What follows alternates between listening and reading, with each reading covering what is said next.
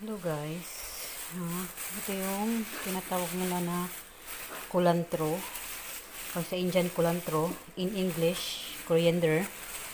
Pero sa atin, sa Tagalog, wansoy. ₱100 lang to. Nabili ko sa Divisoria. Okay. Marami sa atin, di alam ang gagawin kung paano ito lutuin. Para saan ito gamitin.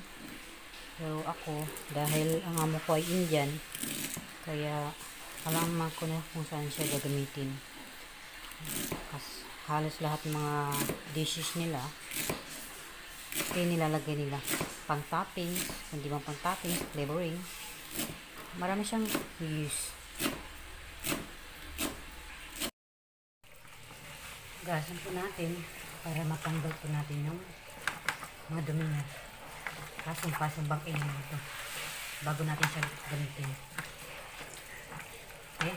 Hindi, kasi may mga buhangin yan. Lalo pa yata ito ng bagyo. I don't know.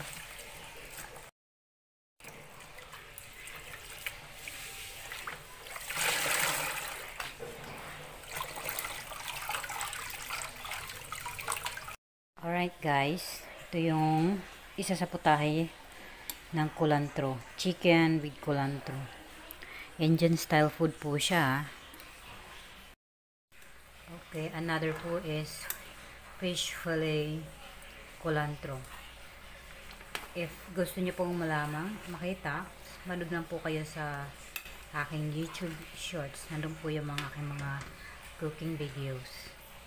Thank you for watching. I hope you like it.